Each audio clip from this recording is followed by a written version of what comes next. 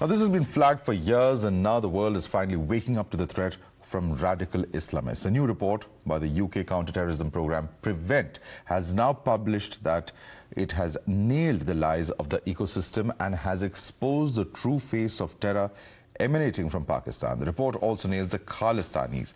Remember how we have raised issues of temples being vandalized in Leicester last year, or how we spoke of Pakistani elements attacking our embassy in London. And today, all that India has said has been proven correct. The report talks about various issues, starting with Islamist terror. The report not only flags the threat of Islamist terror, but also talks about how UK must refocus the threat posed by militant Islamism after becoming too fixated with right-wing extremism. Now, some highlights from the report show how Islamist terror has become the largest threat in UK, how 80% of live probes are related to Islamist terror. Let's go right across to Meenakshi. Meenakshi, take us through the details and the excerpts of this report. What exactly does it say on these aspects? Well, yes, Madhav, the report is quite extensive. It speaks on various issues. One, on alleged Islamist terrorists rearing its ugly head in the UK. The second, pro-Khalistani elements spreading canards and lies about India. And the third, of course, Pakistan's backing to all these extremist elements. We will, for now, be focusing only on the Islamist terror. I'm going to read an excerpt from this report verbatim to give our viewers a better understanding of what the report says. The report basically says that it's worth restating that Islamist terror is the largest terrorist threat facing the United Kingdom. In the next years, or in the year since 2017 Westminster Bridge attack, the vast majority of realized and foiled plots that have been Islamist in nature. This is extremely significant, must be underlined, that at present 80% of the counter-terrorism police's network live investigations are Islamist, while only 10% are extreme right-wing. And that's really the dichotomy, you know, Madhav, which we were talking about, and the report also elaborates on that later. The double standard when it comes to dealing with Islamist terror, and how politicians within the UK walk on eggshells when they speak about these issues. Back to you. Thanks so much for that, Meenakshi. And in fact, the report also, refers to various other aspects as well of Islamist terror. In fact, it references how Islamist terrorists have been radicalizing youth by playing the victim card. To highlight a few points that have been made in this report, it talks about how the report portrays the Muslim community as under constant attack to stir up an undue sense of alarm, resentment and anger, and how it characterizes Islamist extremists as religious freedom fighters and aiding the ecosystem in the UK. The report also says that political correctness in UK leadership by not addressing Islamist terrorism thus has hurt efforts to stop the same. Suala Braverman has also agreed with the report, saying that Islamist terrorism is underrepresented in Prevent and that there is a hesitancy to deal with Islamist extremism. Braverman has also called out reticence in challenging those questioning efforts and calling it Islamophobic. The terrorist threat facing the UK is enduring. Attacks at Manchester Arena, London Bridge, Fishmongers Hall, the murder of my friend and colleague, Sir David Amess MP, and others, have taken lives from us in the name of terrorist ideology. The UK's counter-terrorism strategy contest is made up of 4 Ps: prevent, pursue, protect and prepare.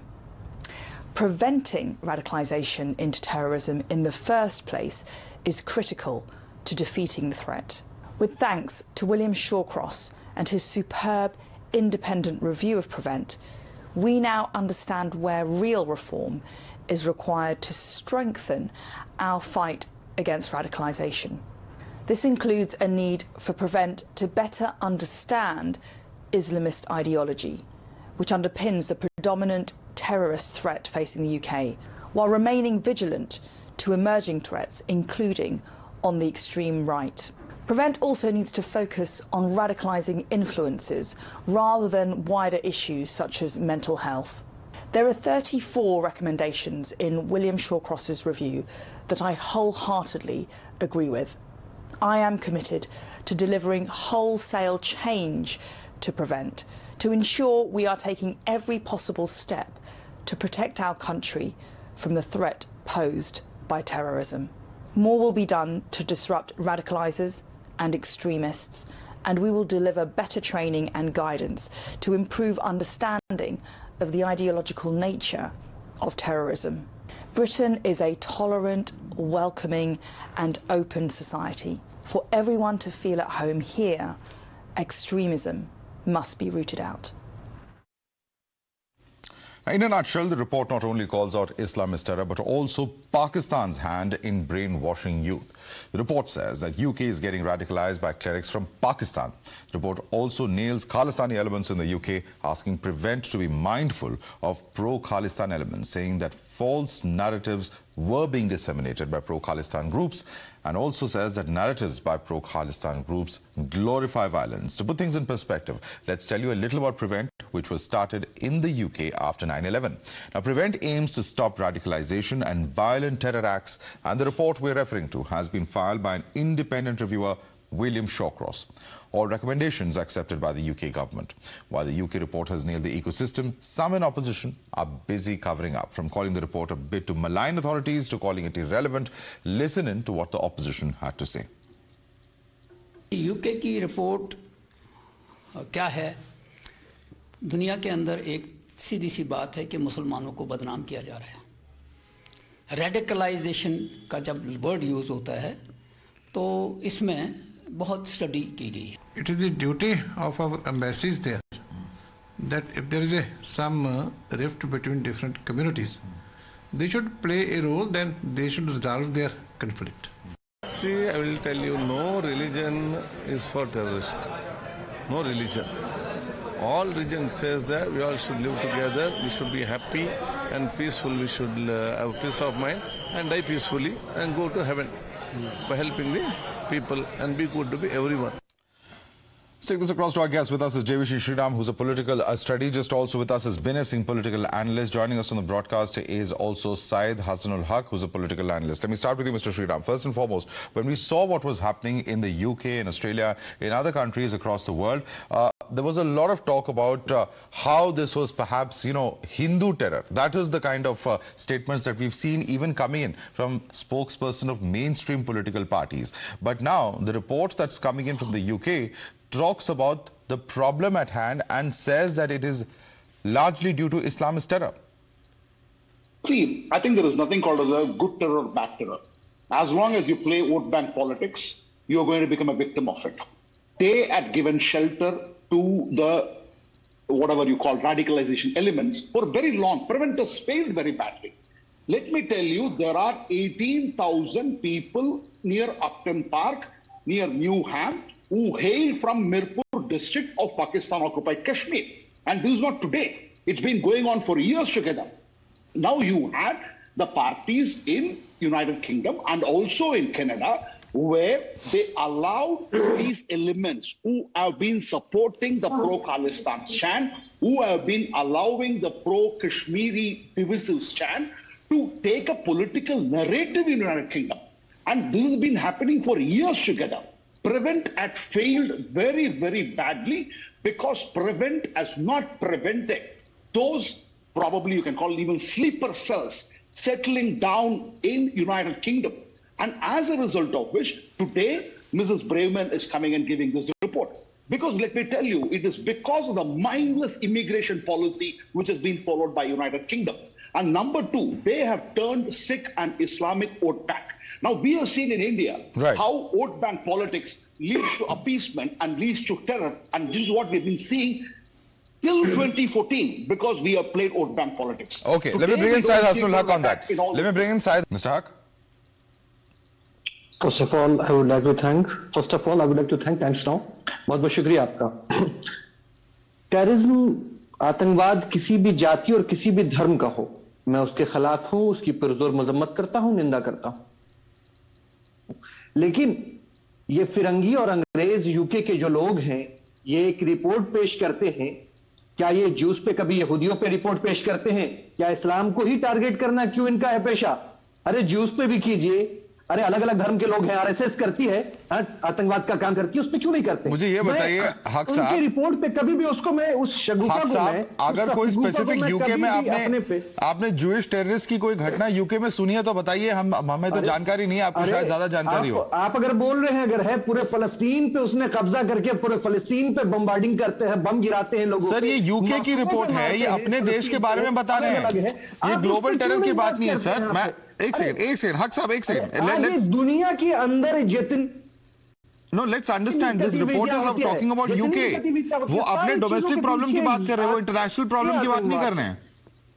जितने भी पूरे दुनिया के अंदर जो भी आतंकवादी घटना होती है, किसी भी धर्म का नाम लिया जाता है, उसके पीछे ये जो है ये यहूदी आतंकवाद का हाथ होता है, सीधे और सीधे।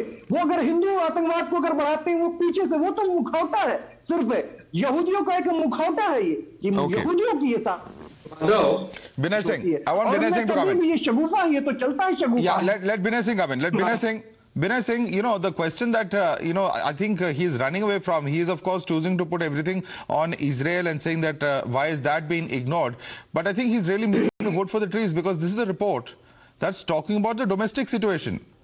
क्या आप उनको बताना चाहेंगे इस रिपोर्ट के बारे में, Binay Singh? Madhav, first of all, I would like to thank Suella Begum that finally UK has got the guts to speak against terrorism and to take on very head on to terrorism. Finally, they have got the guts. It's too late, but it's okay. It's never too late also. It is also saying. We have seen Lord Nazir Ahmed.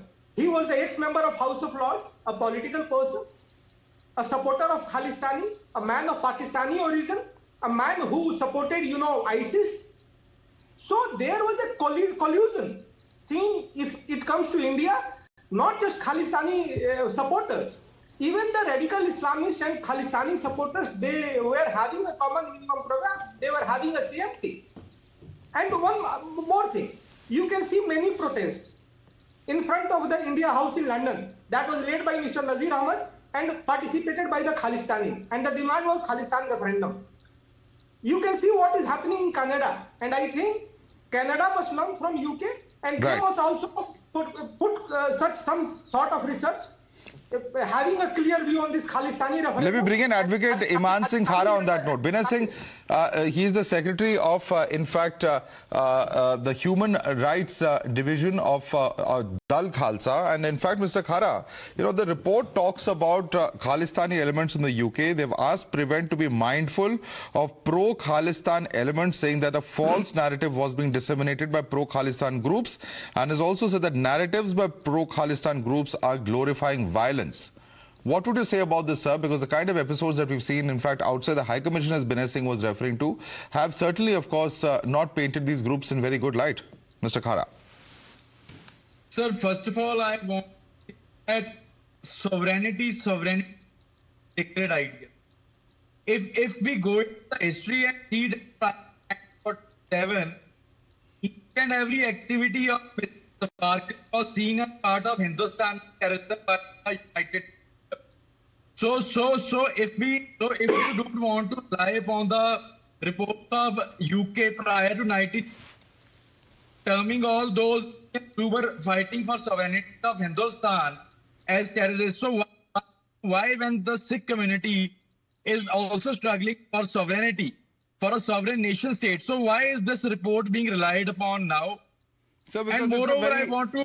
Because, sir, those who are talking about this are an extremely small micro minority amongst the Sikh community here. The Sikh community in India is not demanding it, certainly. It's just a few elements who are in pockets of the world who are actually part of this. And who are instead, by protesting outside the Indian embassy, are you actually thinking you're bringing glory to the country?